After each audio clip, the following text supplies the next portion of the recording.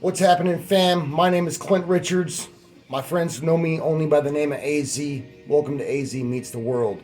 This is my Memoir Volume 5. I appreciate you guys tuning in. You know, my last video, I just checked it out before I went ahead and dropped this one down. And you know, I only got 35 views, but I mean, I'm not pushing it out real hard, and it don't matter because my intentions is to leave this on there, and I want this to be on there, man. So anybody who wants to fuck with me, anybody who wants to check out who AZ is and what AZ Meeting the World is all about, is gonna be up here. So thank you guys for fucking with me.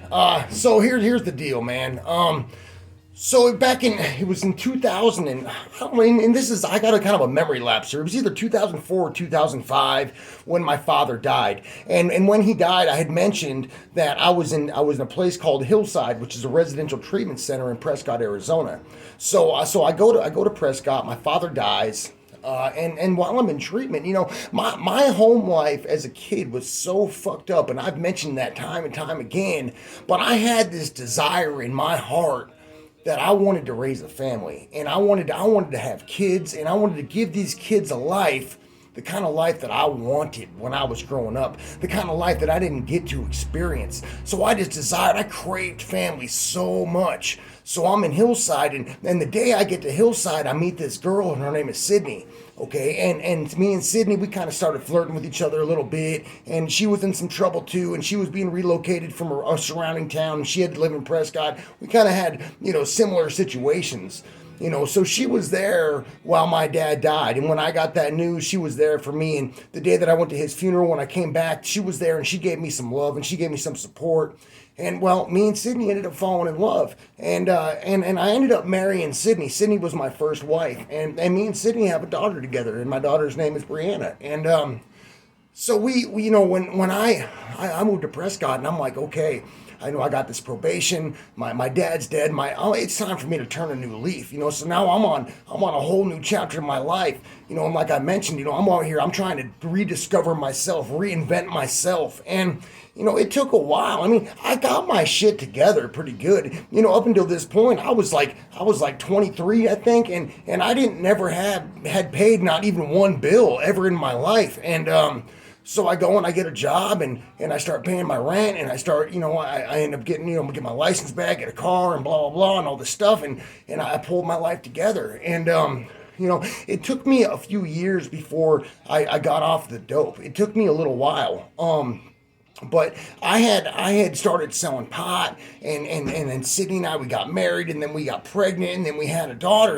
And when my daughter was born, I was like, okay, you know, I'm going to put this dope behind me and I'm going to stop getting high because I want my daughter to have a father. I want her to actually have me, you know, complete and whole and do the right thing. Now, it took me a year. It was it was 1 month after my daughter's first birthday. It was July 2nd, 2008 was my original sobriety date, and that's the day that I really got sober, and I went to treatment in California, and I pulled it together, man, and when I got sober, it was just like, fuck, man, like all these dreams started coming into my sights, and I started to realize that, wow, you know, I can really do whatever I want to do.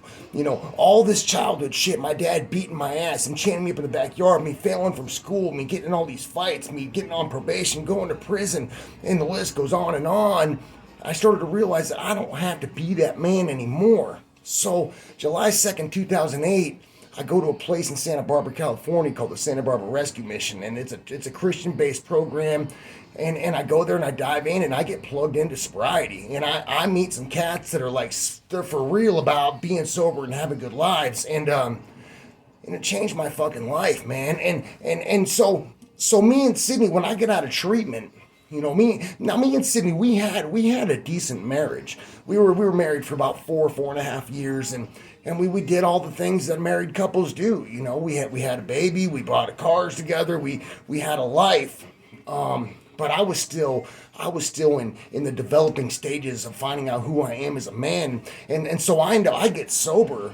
And Sydney, she's not wanting to get sober yet. She still wants to go out and party, and she wants to go to the bars. And I mean, well, fuck, we're young, you know, we're just in our mid-20s, and you know, we got this kid, and so I get out of treatment, and I'm all about sobriety, and it just didn't work out with me and Sydney. We ended up we split ways, and we ended up getting divorced, and so it was in 2010, I think. I started working in drug and alcohol treatment, and I got a job at a place called Decision Point, which is in Prescott, Arizona. It's a residential treatment center, and I started working there, and I started to have all these fucking dreams, man, and it's just dreams. So, you know, that's the gap. Okay, I just filled the fucking gap. So in my next episode of my memoir, I'm gonna start to tell you guys what I did with these dreams, because I didn't just dream and then go to work and forget about it. I don't know, I dreamt and I put this shit into action. Now, people look at me. When I tell people, yeah, I've done some big things in my life, you know, especially if I say that on TikTok, I get people that fire back and say, yeah, right, you didn't do shit with your life. Now, I beg to differ. I got some stories to tell. So thank you guys for fucking with me. Now, I apologize. This particular memoir, it's a little bit dull, but I got to tell the story. So, to be continued. Thank you all for fucking with me. Thank you all for watching AZ Meets the World. Much respect.